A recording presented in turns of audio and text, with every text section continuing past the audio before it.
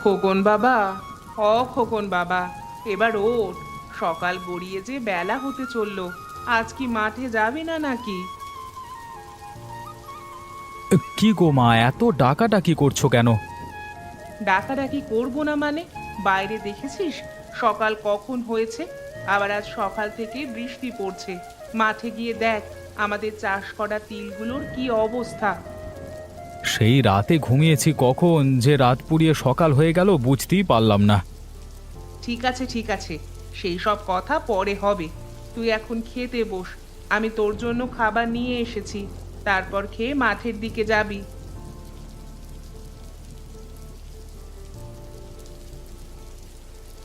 মা, আজকে একটা তোমাকে কথা বলবো। হ্যাঁ রে বাবা, বল না কি বলবি। দেখছো তো আজকে বাইরে সকাল থেকে বৃষ্টি পড়ছে, তাহলে আজকে আমার মাঠে যেতেই হবে। আজকে না আমার মাঠে যাওয়ার একটু ইচ্ছে হচ্ছে না। না বাবা, তা বললে হবে? তোর বাবা মারা যাওয়ার পর তুই এই জমিটাতে চাষবাস করছিস, আর এই চাষবাস করেই আমাদের সংসারটা চলে। আর তুই যদি ঠিকমতো ফসলগুলোকে না দেখিস, তাহলে সেগুলো তো পচে যাবে। আর সেগুলো পচে গেলে তো আমরা একটিও তিল বিক্রি করতে পারবো না। ঠিক আছে মা, তাহলে আমি একবার মাঠে গিয়ে দেখেই চলে আসবো। আচ্ছা বাবা, তাই করিস। আমার তো মনে হচ্ছে যে সকাল থেকে এত বৃষ্টি পড়ছে, গোটা জমিটা হয়তো জলে পরিপূর্ণ হয়ে যাবে। এবারে হয়তো আমরা একটিও তিল বিক্রি করতে পারবো না। মা, আমার খাওয়া শেষ। তুমি বরং ঘরের কোণ থেকে ছাতাটা এনে দাও আমাকে। আমি একবার মাঠ থেকে ঘুরে আসি, দেখে আসি জমিটার কি অবস্থা। এই নে তোর ছাতা, আর সাবধানে যাস। বাইরে কিন্তু প্রচুর ঝড় বৃষ্টি হচ্ছে। ঠিক আছে মা, আমি আসছি। আর তুমি অত চিন্তা করো না। গেনে, আরে ও গেনে, তোমার খাবার বাড়া হলো? যদি তোমার হয়ে যায় তাহলে আমাকে একটু খেতে দাও, বড্ড খিদে পেয়েছে। এই তো গো, তোমার জন্য খাবার নিয়ে চলে এসেছি। এবার তুমি খেতে বসো। হ্যাঁ গো গিন্নি, তাড়াতাড়ি দাও। এই তো তোমার খাবার। এবার তাড়াতাড়ি খেয়ে নাও। খেয়ে দোকানের দিকে যাও তো দেখি। গিন্নি, আজকে তোমাকে একটা কথা বলবো। হ্যাঁ গো, বলো না তুমি কি বলবে। এই বৃষ্টির দিনে আজকে দোকানে যেতে ইচ্ছে করছে না। আজকে বাড়িতে বসেই তোমার সাথে একটু গল্প করি না? ঠিক আছে, তাহলে আজ তোমাকে দোকানে যেতে হবে না, কিন্তু তোমাকে একবার বাজারের দিকে যেতেই হবে। কেন গো গিন্নি, আবার বাজারের দিকে যেতে হবে? হ্যাঁ গো, তোমাকে বাজারের দিকে আজ যেতেই হবে। বাড়িতে আর সেই রকম মশলাপাতি আর কাঁচা সবজি নেই। যা ছিল তা এখনই রান্না করে ফেলেছি, আর রাতে খাওয়ার মতো কিছুই নেই। ঠিক আছে গিন্নি, আমার খাওয়া শেষ।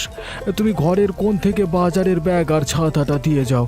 আমি বাজারে গিয়ে কাঁচা সবজি আর মশলাপাতি কিনে আনছি। এই নাও তোমার ছাতা আর ব্যাগ, আর এই ফর্দ। এটা দেখে দেখে সমস্ত কিছু বাজার থেকে নিয়ে আসবে। ঠিক আছে গিন্নি, তুমি নিশ্চিন্তে থেকো। আমি এই দেখো সমস্ত কিছু বাজার করে নিয়ে আসবো। ঠিক আছে, তুমি এখন সাবধানে যেও। বাইরে কিন্তু প্রচুর ঝড় বৃষ্টি হচ্ছে। ঠিক আছে গিন্নি, আমি এখন আসছি, তুমি সাবধানে থেকো কেমন।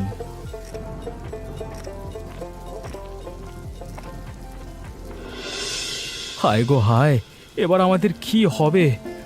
আমরা এবছর কষ্ট করে লোকের কাছ থেকে টাকা পয়সা ধার নিয়ে এবারে তিল চাষ করেছিলাম, কিন্তু সকাল থেকে এত বৃষ্টি হওয়ার কারণে সমস্ত তিল বৃষ্টির জলে ভিজে একেবারে টইটম্বুর। এবার আমাদের কি হবে? হে ওপরওয়ালা, তুমি দেখো আমাদেরকে।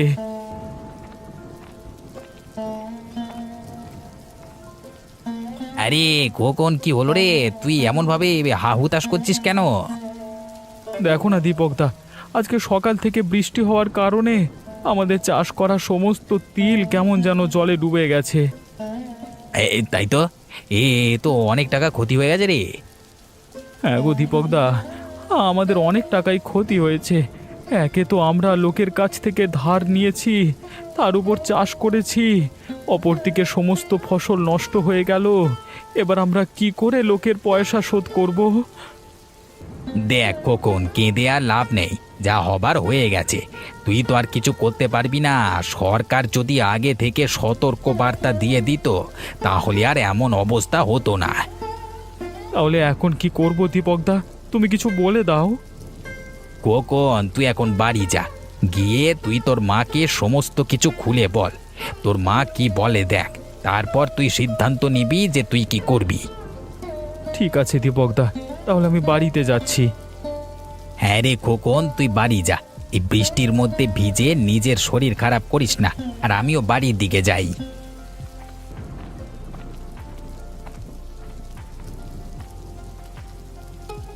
অতনু, আরে ও অতনু, দোকানে আছিস? হ্যাঁ শুভেন্দুদা, আমি দোকানে আছি, তা বলো কি দেবো। এই নে, তোর বৌদি ফর্দ করে দিয়েছে, তা দেখে সমস্ত কিছু ব্যাগটার মধ্যে ভরে দে। তা শুভেন্দুদা, এই বিরিয়ানির দোকান কেমন চলছে বলো। কেমন আবার চলবে, ওই বিধাতার কৃপায় কোনো ক্রমে চলে যাচ্ছে। বাবা বাবা, এ তো বেশ ভালো। তা তুই বল, তোর মুদির দোকান কেমন চলছে? সব ঠিকঠাক আছে তো? দেখে তো মনে হচ্ছে ঠিকই আছে সব। হ্যাঁ, সব ঠিকঠাকই চলে যাচ্ছে। অতনু, তোর একটা কথা মনে আছে? আগেতে যখনই বৃষ্টি পড়তো, আমরা তোর দোকানে এসে কেমন আড্ডা মারতাম, আর তুই আমাদের জন্য গরম গরম চা আর পকোড়া করে নিয়ে আসতিস। হ্যাঁ শুভেন্দুদা, সেই কথা আর মনে থাকবে না। আর এখন সময়ও নেই যে তোর দোকানে একটিবার বসবো, তোর সাথে আড্ডা মারবো। এখন যে যার কাজে ব্যস্ত। হ্যাঁ, যতদিন যাচ্ছে আমাদের উপর পরিবারের দায়িত্বটাও ততই বেড়ে চলেছে। হ্যাঁ, তুই ঠিকই বলেছিস। আর কি বা করবি, বড় হয়েছিস, পরিবারের দায়িত্ব তো নিতে হবেই। শুভেন্দুদা, তোমার সমস্তই ব্যাগের মধ্যে ভরে দিয়েছি। কত টাকা হয়েছে রে অতনু? ওই 20 টাকা হয়েছে। এই নে তোর টাকা। আমি এখন আসছি রে, তোর বৌদি আবার ওদিকে আমার জন্য অপেক্ষা করে আছে। ঠিক আছে ঠিক আছে, তুমি যাও।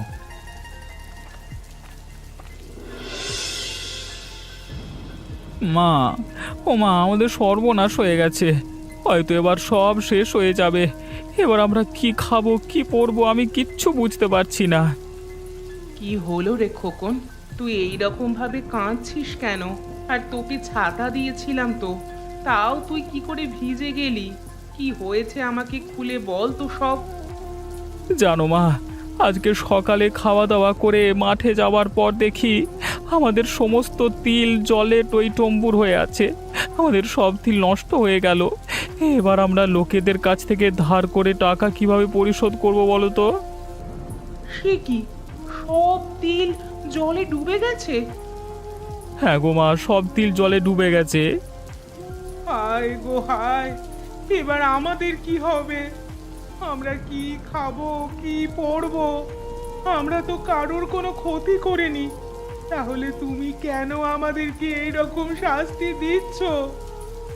মা, এরকম ভাবে কেঁদে লাভ নেই, আমাদের একটা উপায় বের করতে হবে। হ্যাঁ, তুই ঠিকই বলেছিস, কিন্তু এখন আমরাই বা কি উপায় বের করব? আমরা তো পুরো নিঃস্ব। আমার মাথায় একটা বুদ্ধি এসেছে। কি বুদ্ধি রে খোকন? মা, আমরা যদি মোড়ল মশাইয়ের কাছে গিয়ে সাহায্য চাই, তাহলে আশা করছি উনি আমাদেরকে ফিরিয়ে দেবেন না, নিশ্চয়ই কিছু না কিছু একটা সাহায্য করবেন। হ্যাঁ রে খোকন, তুই ঠিকই বলেছিস। চল, আমরা দুজনে মিলে মোড়ল মশাইয়ের কাছ থেকে গিয়ে কিছু সাহায্য চাই। ঘরে বসে কেঁদে কেঁদে তো আর কোনো সাহায্য পাওয়া যাবে না।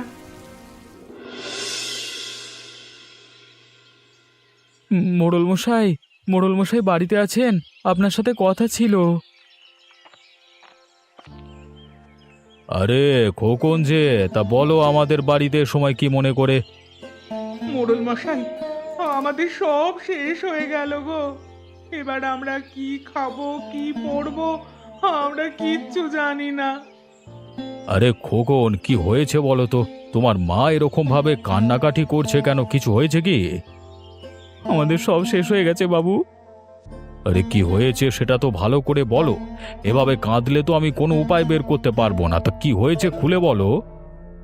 মোড়ল মশাই, আমার বাবা মারা যাওয়ার পর আপনি আমাদের যে জমিটা দিয়েছিলেন, সেই জমিটাতে আমরা লোকের থেকে টাকা ধার নিয়ে তিলের চাষ করেছিলাম, কিন্তু এই বৃষ্টির জন্য আমাদের সমস্ত তিল নষ্ট হয়ে যায়। এবার আপনি বলুন, আমরা লোকেদের টাকা কিভাবে পরিশোধ করব? তাই আপনার কাছে একটু সাহায্য চাইতে আসলাম। আপনি যদি কিছু সাহায্য করেন তাহলে আমরা আপনার কাছে চিরকৃতজ্ঞ থাকব। ও আচ্ছা, এই ব্যাপার। তোমরা বরং এই চাষবাসের কাজটা ছেড়ে দাও। আমি তোমাদেরকে একটা দোকান দিচ্ছি, সেই দোকানে তোমরা খাবার বিক্রি করো। এর থেকে যা আয় হবে তার থেকে কিছু কিছু টাকা যাদের থেকে ধার নিয়েছিলে তাদেরকে শোধ করবে। সে ঠিক আছে মোড়ল মশাই, তবে আমরা কি খাবার বিক্রি করব? সেটা তো আমি বলতে পারবো না, তবে তুমি তোমার মাকে জিজ্ঞাসা করো যে তোমার মা কি ভালো রান্না করতে পারে। মোড়ল মশাই, আমি বিরিয়ানি মোটামুটি ভালোই রান্না করতে পারি। ব্যাস, তাহলে তো আর কোনো কথাই নয়। তুমি বিরিয়ানি রান্না করো আর ওই হোটেলে বিরিয়ানি বিক্রি করো, দেখবে তোমাদের ঠিক উন্নতি হবে। ঠিক আছে মোড়ল মশাই, তাহলে আমরা এখন আসছি। আর আপনি আমাদের এত সাহায্য করলেন, এই দিন আপনাকে কখনোই শোধ করতে পারবো না আমরা। হ্যাঁ হ্যাঁ, তোমরা যাও। আর এই গ্রামের লোকেদের সাহায্য করার কাজই তো আমার, তাই না?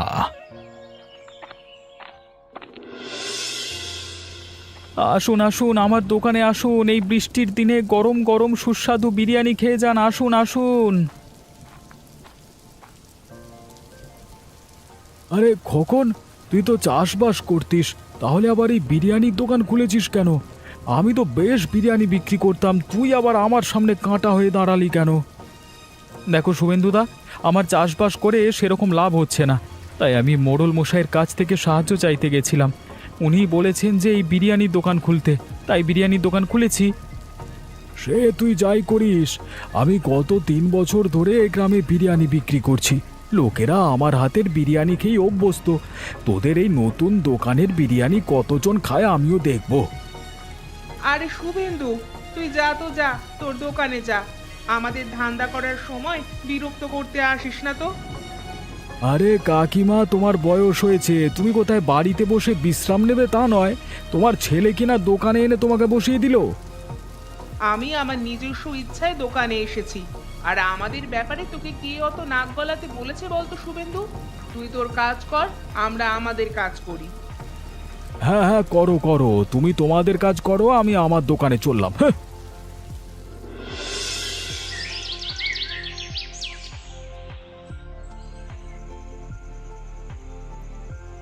মা, এ তো দেখছি সেই একই অবস্থা। আমরা কি আর সুখের দিন দেখতে পাবো না? আমরা কি চিরকাল গরিব ছিলাম আর গরিবই থেকে যাব? কি করবি বল খোকন? আমরা মোড়ল মশাইয়ের কাছে সাহায্য চাইলাম, সাহায্য তো পেলাম, কিন্তু আমরা সেই সাহায্যটা কাজেই লাগাতে পারলাম না। কিভাবে আর সাহায্যটা কাজে লাগাবো? কোথায় শুভেন্দুদা গত 3 বছর ধরে বিরিয়ানির ব্যবসা করে আসছে, আর আমরা সেখানে একদিন বিরিয়ানি করলে কি আমাদের দোকানে খরিদ্দার আসে? হ্যাঁ রে খোকন, তুই ঠিকই বলেছিস। তাহলে দেখছি আমাদের এবার অন্য জিনিস তৈরি করে বিক্রি করতে হবে। না মা, আমরা এই বিরিয়ানি বিক্রি করব। আমার মাথায় একটা বুদ্ধি এসেছে, যার জন্য এর পরের দিন থেকে আমাদের দোকানে শুভেন্দুদার দোকানের চেয়ে বেশি ভিড় থাকবে। সে কি রে, তুই কি বলছিস? যেখানে আজকে আমাদের দোকানে একটাও লোক আসেনি, আর তুই বলছিস কি না কালকে আমাদের দোকানে প্রচুর লোক আসবে? তা তুই কি বুদ্ধি বের করেছিস বাবা? মা, শুভেন্দুদার দোকানের বিরিয়ানির দাম 10 টাকা, আর আমরাও 10 টাকা করেই বিক্রি করছি। যদি আমরা 10 টাকা করে 2 টাকা কমিয়ে 8 টাকা করে বিরিয়ানি বিক্রি করি, তাহলে আমাদের দোকানে প্রচুর ভিড় হবে। তাই তো রে খোকন, তুই বুদ্ধিটা কিন্তু মন্দ দিসনি। একবার চেষ্টা করে দেখা যেতেই পারে, যদি আমাদের ভাগ্যটা বদলে যায়। হ্যাঁ মা, তুমি বরং তাড়াতাড়ি শুয়ে পড়ো, অনেক রাত হয়েছে। কালকে সকাল সকাল উঠে আমরা দোকানে যাব।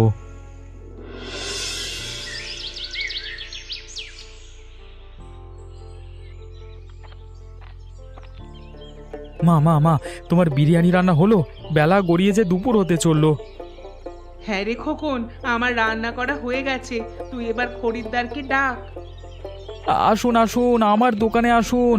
গরম গরম আর সুস্বাদু মাত্র 8 টাকায় 1 প্লেট বিরিয়ানি খেয়ে যান। আসুন আসুন।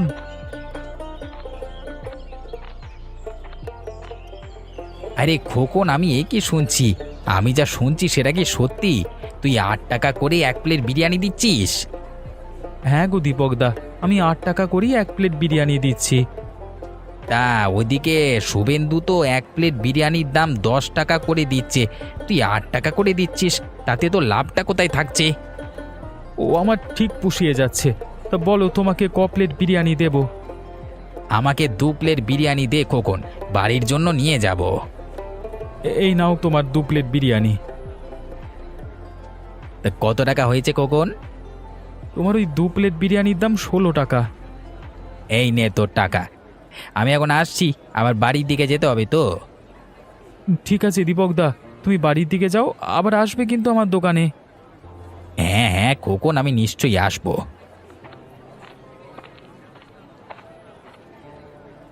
খোকন, তুই কিন্তু এটা ঠিক করলি না। তুই বিরিয়ানির দাম আমার চেয়ে 2 টাকা কমিয়ে দিয়ে সমস্ত খরিদ্দার আমার দোকান থেকে তোর দোকানে নিয়ে চলে এলি। তা তুমিও কমাও না বিরিয়ানির দাম। ঠিক আছে রে খোকন, তুই সুযোগের সদ্ব্যবহার করছিস তো। আমিও তোকে দেখে নেব তুই এই দোকানটা কি করে চালাস।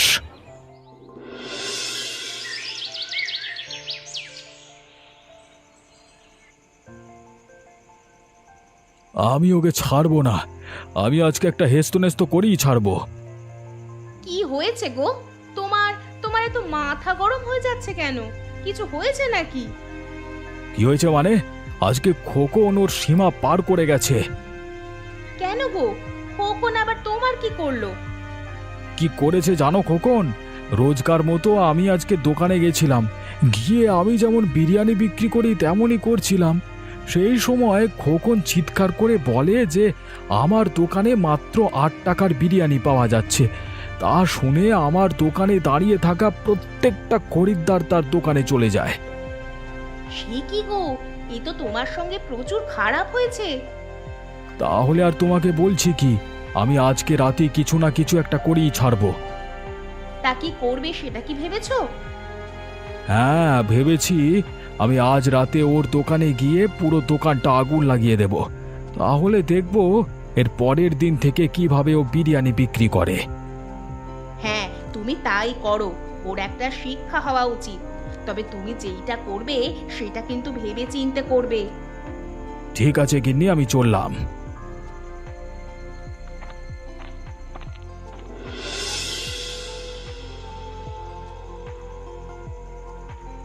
মা, তুমি বাড়িতে থাকো, আমি একবার বাইরে থেকে ঘুরে আসছি।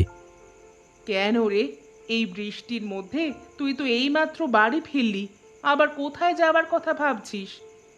কোথাও না গো, তুমি গিয়ে শুয়ে পড়ো, আমি একটু পরেই আসছি। খোকন, আমি তোকে ছোট থেকে মানুষ করছি, আর আমি বুঝতে পারবো না? তুই কিছু না কিছু একটা করতে যাচ্ছিস। তুই আমাকে সত্যি করে বল তো, তুই কোথায় যাচ্ছিস? আসলে মা, আমি একবার দোকান থেকে ঘুরে আসছি। কেন রে, এই রাত্রির বেলায় তুই আবার দোকানে যাবি কেন? কিছু কি আনতে ভুলে গেছিস নাকি?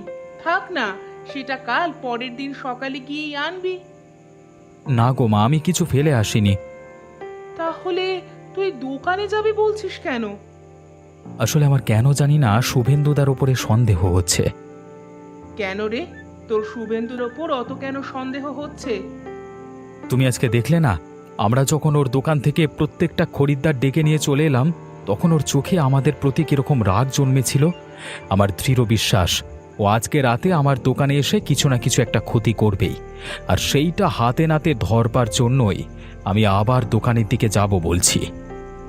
ঠিক আছে, সে তুই যাবি যা, কিন্তু তুই দীপককে ডেকে নিয়ে যা, তাহলে আমি একটু চিন্তামুক্ত থাকবো। ঠিক আছে মা, তুমি নিশ্চিন্তে থাকো, আমি দীপকদাকে ডেকে নিয়েই দোকানের দিকে যাব।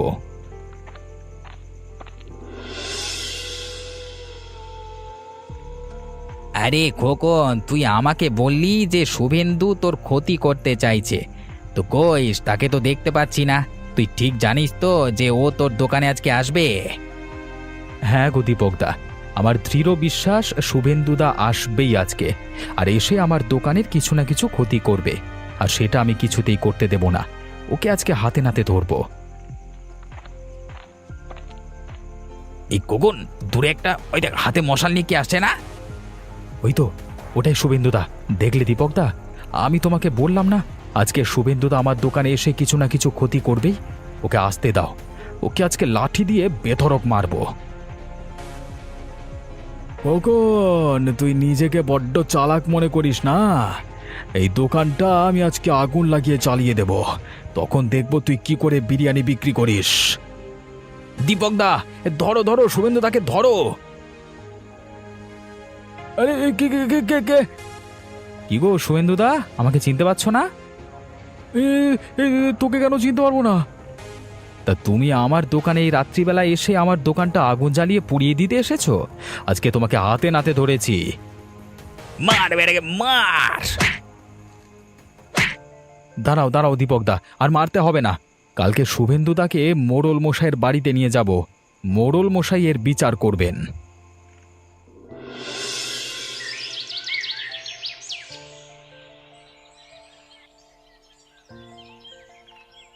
মোড়ল মশাই, মোড়ল মশাই, আপনি বাড়িতে আছেন? আপনার সাথে একটু কথা ছিল, বেরিয়ে আসুন। আরে কিরে, তোরা আমাদের বাড়িতে এই সাত সকালে কি করছিস? এত চেঁচামেচি করছিস কেন? জানেন, আপনি যে দোকানটা আমাদেরকে দিয়েছিলেন এবং বলেছিলেন যে বিরিয়ানি বিক্রি করতে, সেই দোকানটা শুভেন্দুদা রাতে মশাল জ্বালিয়ে পুড়িয়ে দিতে চেয়েছিল। আমি তাকে হাতে নাতে ধরেছি। সে কি শুভেন্দু, তুই এরকম বাজে কাজ করছিস? ছি, তোর থেকে আমি এটা আশা করিনি। মোড়ল মশাই, এখন আপনি এর বিচার করুন। আমরা পুরোটাই আপনার ওপর ছেড়ে দিচ্ছি। হ্যাঁ মোড়ল মশাই, আপনি বিচার করুন। মোড়ল মশাই, দয়া করে ক্ষমা করে দিন, আমি আর এরকম কাজ কখনো করব না।